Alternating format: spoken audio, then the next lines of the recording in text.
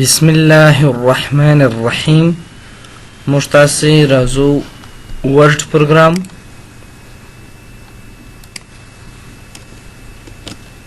ورډ پروګرام کې مو هوم ټیب خلاص کړ. نن دوهم ټیب شروع کوو چې د انسرټ ټیب په نامه یادېږي. انسرټ خپله درجول، داخلول، یو شی بل شي ته اضافه کولو ته ویل کېږي. انسرټ ټیب چې دی پر مختلفو ګروپو ویشلی دی چې یو پیجز ګروپ دی، ټیبل ګروپ، السټریشن، ایډینیس، لینکس، کمنټ، هیډر او فوټر، ټیکسټ، سمبول. د دغو ګروپو مجموعې ته انسرټ ټیب ویل کېږي چې لومړی په دې ځای کې پیجز ګروپ لرو. په پیج ګروپ کې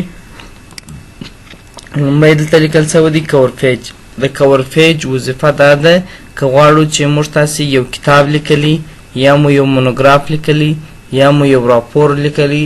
یا هم داسې یو بله لیکنه مو کړې، یو مقاله مو لیکلي، غواړو چې د هغه دپاره د کتاب پوسټ جوړ کړو، دا د مخ ورقه یې جوړ کړو، نو د کور پیج په واسطه کولی سو. دلته د کور پیج مختلف ډیزاینونه شته.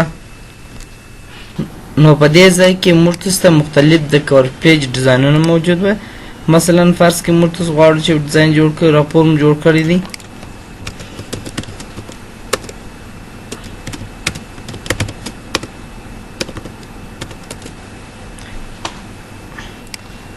اصلا دا کور پیجونه چې جوړیږي دا په فوټوشاپ او اډوب ډیزاین په نامه سره یو بل پروګرام دی. ټول کور پیجونه په اډوب ډیزاین کې جوړیږي. په فوټوشاپ کې هم جوړولی سي، په کولر ډرا کې هم جوړولی سي. اوس دا د خوا جوړ شوي ډیزاینونه چې موږ استفاده کولی سو. اوس مثلا که د دغه یو ډیزاین تاسو استفاده وکړئ، مثلا ګور دا یو عکس راخیستی دی، دلته تاسو عنوان لیکلی سئ. مثلا فرض کړه د پیس په اړه دی دا مقاله، په پیس کې مثلا فرعي عنوان چې شته، دلته دغه خلاصه لیکو، هغه سټک دی، دلته مثلا هغه عنوان لیکو. نه دا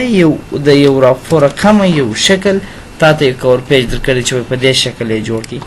یا مثلا فرض کړئ دا کور پیج مونه دی خوښ، مثلا فرض کړه داسې یو کور پیج م پکار دی. مثلا دلته عنوان لیکو، په عنوان کې مثلا فرض کړه ډېره موضوع چې ده، مثلا په سیمینار باندې دغه کړی دی، یا پیس دی، یا مثلا پر هره موضوع چې دغه کړي هغه شکل یا نور دی درته جوړ کړي چې ته په دغه شکل سره د کور پیج مخ ته درسوي. نو دا د کور پیج مختلف ډیزاینونه چې هر ډیزاین ته اوس ګورو موږ چې په ډېرو راپورو کې استفاده کوو، د دغه شکل څخه ډېر استفاده کوو. داسې شکل مو جوړ کړی، فکر کې به استفاده ځنې کوو. مثلا ګورئ زه تاسو دروښیم چې ما جوړ کړ دی. ګورئ مثلا دا ګور د پوهنتون د پلان دپاره یو فارمټ جوړ کړی، د هغه شکل دی، فقط مازې مو هغه دغه ور بدل کړی دی، فکر کې هغه عنوان او دا شان. نو دا د کور پیج یو استعمال دی چې موږ ته سره دی چې مثلا موږ کور پیج څنګه په اسانۍ سره جوړولی سو. په دې ځای کې لیکل شوی دی مور کور پیج فرام office.com. کله چې تاسې د انټرنیټ سره وصل سئ، که غواړئ د کور پیج نور مختلف ډیزاینونه راواخلئ، په دې ځای کې شته. اوس دا موږ د انټرنیټ سره وصل سوي وو مخکې، نو اوس هغه 2-3 ډیزاین یې راخیستي وو، دا یې دلته په دې ځای کې شته. بل په دې ځای کې لرو ریموو کرنټ کور پیج. که غواړو چې دغه کور پیج له منځه یوسو، بس په ریموو کرنټ کور پیج کې لیکو، هغه له منځه ځي، یوړل سو له منځه. بل په دې ځای کې لرو دا غیر فعال دی، سیف سلیکشن ټو کور پیج ګیلري. مثلا تاسو راولاړ سئ یو کور پیج فرض کړئ موږ په خپله خوښ جوړ کړي. دا اوس موږ هر کله د پوهنتون دپاره کور پیج نه جوړوم زه، فقط دا کور پیج مې جوړ کړی دی، ما زه ایډیټوم، تغیر پکښې راولم. مثلا د یو بل راپور دپاره هغه نوم یې ور تغیر کوم،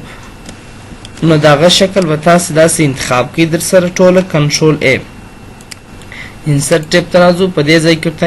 سیف سلیکشن ټو کور پیج ګیلري، دا په دغه کور پیج ګیلري کې در سره ثبت کړه، اوکې کړي. دلته په کوم نامه یې جوړه نه، داسې یو نوم ورکړه، لکه دی چې ورکړی داسې یو نوم ورکړو.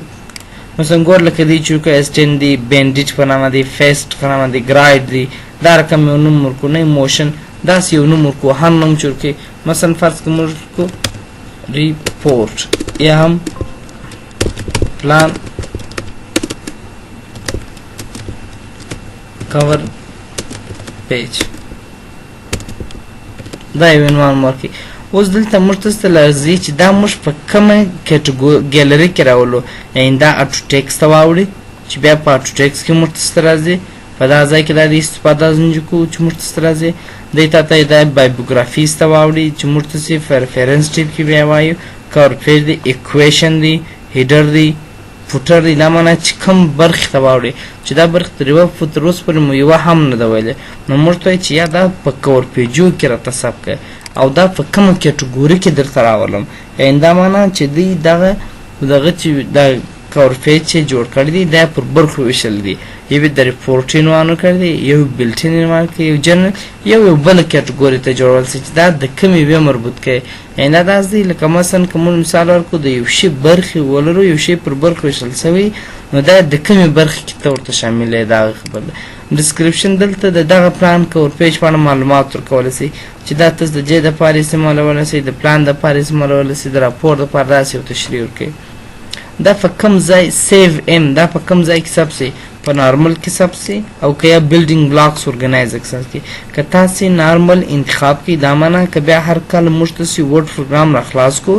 دغه زموږ دغه ډیزاین چې موږ جوړو دا به درسره ثبت دي او که تاسو په بلډینګ بلاکس کې ثبت کړئ درسره بیا نو تاسو دلته ثبتېږي درته خو نور ځای کې بیا استفاده نه سو نشي کولی موږ ته چې نارمل کې ثبت کړو چې بیا موږ تاسې که دې ځای ته راسو په کویک فارس کې هلته موږ بیا ډیلیټولی هم سو که نه بیا نه سو کولی نو اپشن دی اپشن دا معنا کله چې بیا زه دی بیرته راخلاصوم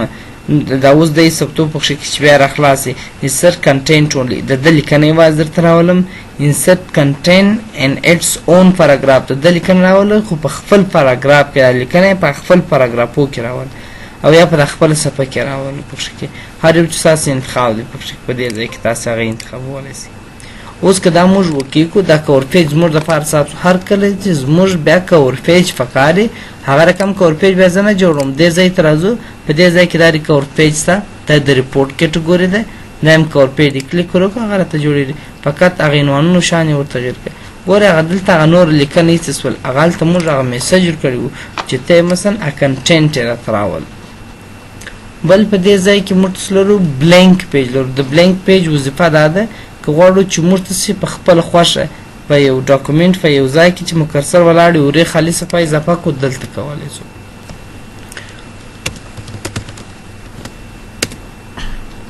مثلا غواړو د دغه لیکنې په مابینځ کې خالي صفحه راولو چې دا لیکنه د لې پاتې سي د دې په مابینځ کې د یو خالي صفحه اضافه سي کله چې پر بلانک پیج کلیک وکړو نو په حقیقت کې 3 صفحې سوې دغه لیکنه د لې راغله په مابینځ کې خالي صفحه راته راغله نور لیکنه ولاندې صفحې ته راته راغله کنټرول زید بل په دې ځای کې موږ تاسو لرو پیج بریک د پیج بریک وظیفه دا ده که غواړو چې دا لیکنه فری کړو مثلا دا لیکنه مو کړې د استاد وایي چې یا ته دا لیکنه د لاندې صفحې یا دا راپور مو لیکل دی دا موضوع خلاصه دا نور دا موضوع په دې صفحه کې نه جوړو باید دا د بل صفحې څخه شروع سي نو بیا د پیج بریک څخه استفاده کوو هغه لیکنه چې هلته لیکل سوی وه هغې یې لاندې صفحې ته راوستل کنټرول انټر یې شارټکټ کې لیکه په کیبورډ کې کنټرول انټر بټن و دی دغونه راته کېږي اوس نو د پیج بریک او بلانک پیج ترمنځ په فرق باید تاسو پوه سئ ګورئ که موږ ته زه دا هایلایټ کړم تاسو ته چې معلوم سي اوس په دې ځای کې موږ ولاړ یو موږ ورته وایي چې ته بلانک پیج اضافه کړه په حقیقت کې دلته 3 صفحې اضافه کېږي اوس ګور ته دا ځای ته ګورئ دلته پیج 1 اف 1 دی که بلانک پیج پر لیکو ګورئ دا لیکنې ښه ده لیې پاتې سول موږ ول د دې په مابینځ کې خالي صفحه راوله او دلته که تاسو وګورئ 3مه صفحه دا دلته راغله دلته هم درته وایي چې 3 صفحې سوې او بلانک پیج بیا خالی پیج بریک یې خالي لاین صفحې ته راته کوي وینئ چې دا یې په 2مه صفحې کې راغله 2 صفحې دلته هم دا یې ښکار کېږي که تاسې د لیکنې په پای کې ودرېږئ بیا نو بلانک پیج هم یوه خالي صفحه اضافه کوي تاسو ته او پیج بریک هم یوه خالي صفحه اضافه کېږي فرق یې نشته دوی ترمنځ خدای دې وکړي چې یو شی مو ځینې زده کړی وي د الله په امان